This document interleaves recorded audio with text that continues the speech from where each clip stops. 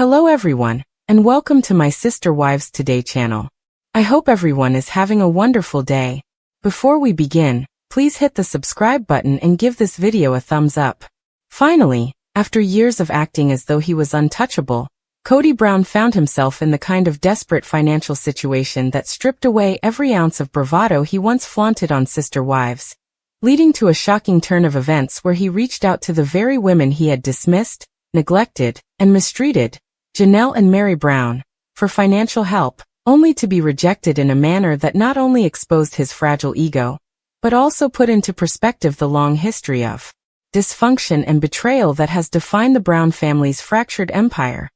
Sources close to the situation revealed that Kody, who has long faced criticism for his reckless spending habits, lavish lifestyle with Robyn, and refusal to properly manage the Kody Pass property or pay down lingering debts, is staring down the possibility of bankruptcy, a financial ruin that threatens not just his reputation as the patriarch of a once famous polygamous family, but also the future of his marriage. To Robyn, the only wife who remains by his side, albeit under increasingly strained conditions as creditors, tax bills, and court-ordered payments loom over them. According to insiders, Kody initially believed he could fix the mounting crisis quietly, exploring options such as restructuring payments, dipping into funds that were supposed to be earmarked for Kody Pass, or even leveraging TLC for a more lucrative contract. But as those doors closed and the numbers grew darker, he was forced to swallow his pride and dial up Janelle and Meri, two women who had once trusted him with their finances, their futures, and their dreams, only to be betrayed when he funneled family resources toward his life with Robyn and sidelined them in both emotional and practical matters. In what insiders described as an almost surreal exchange, Kody reportedly begged Janelle for a loan, citing their shared history, and claiming that despite the divorce and years of alienation, he still believed in family unity when it really matters. A statement that reportedly left Janelle stunned but also deeply resentful, because she had long warned Kody about his financial irresponsibility, particularly when it came to Kody Pass, where she invested her own funds into what was supposed to be her future home,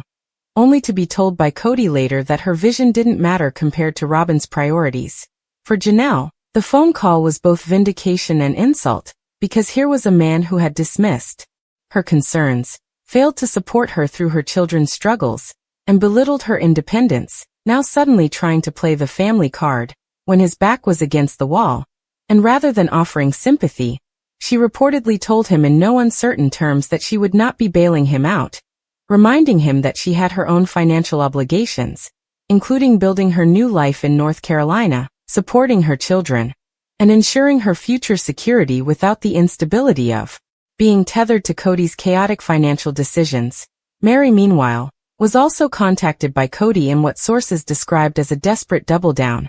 And though she had every reason to laugh in his face after years of being neglected, spiritually divorced, and treated as though she were nothing more than a placeholder in the family, she apparently chose to respond with icy calm, telling him that she was not his safety net, that he had made his choices when he abandoned her emotionally and financially for Robyn, and that she too had her own business and future to protect, particularly her thriving bed and breakfast and her renewed sense of independence outside of the Brown family shadow. So if he was looking for a bailout, he would have to find it elsewhere. The rejections hit Kody hard, not only because they underscored just how little loyalty remained from his ex-wives, but also because they revealed the deep mistrust that had been festering for years, trust that was broken. When he prioritized one wife and her children over the others, when he made unilateral decisions about finances, and when he expected everyone else to sacrifice while he indulged his whims, whether that meant expensive real estate,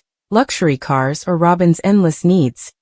Observers point out that the irony of the situation cannot be overstated, because Kody once positioned himself as the patriarch who would provide, protect, and lead, only to now find himself hat in hand, begging the very women he discarded to save him from financial collapse. And his failure to secure their help has sparked conversations among fans about whether this is finally the downfall of the man who built his life around control, manipulation, and favoritism.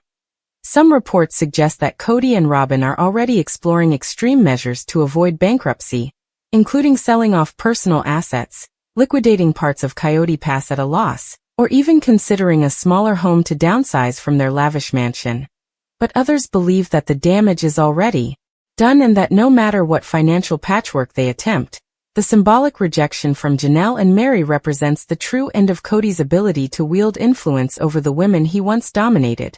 marking a turning point not just in his finances, but in the story of Sister Wives itself, as fans now speculate whether TLC will capitalize on this downfall for ratings, whether Kody's reputation can survive the humiliation of being turned down by the women he underestimated,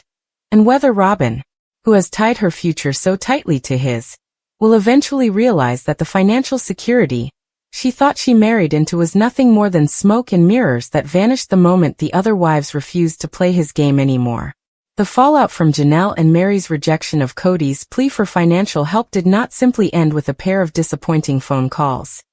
It triggered an unraveling chain of events that laid bare just how precarious his financial situation has become, and how little goodwill he retains among the women who once made up his plural marriage. For years, Kody's financial missteps had been swept under the rug, glossed over by the promise of TLC paychecks and the illusion of stability that came from the Brown family's collective income.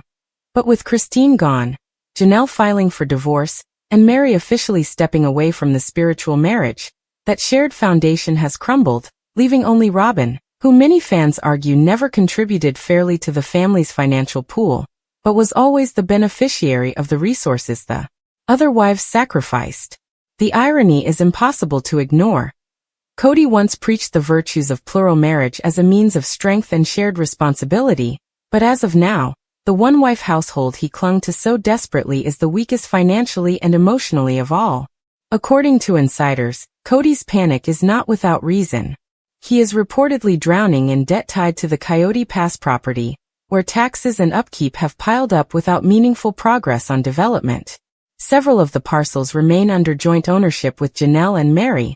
and while Christine relinquished her share upon her divorce, the remaining disputes over who owns what continue to complicate any potential sale. On top of this, Kody's spending habits, which include maintaining a lavish mansion with Robyn in Flagstaff and allegedly purchasing vehicles and other luxuries for appearances, have drained resources at a time when TLC's paychecks alone are no longer enough to sustain his lifestyle. For years, fans speculated that Kody's determination to keep Sister Wives running was less about documenting his family's journey,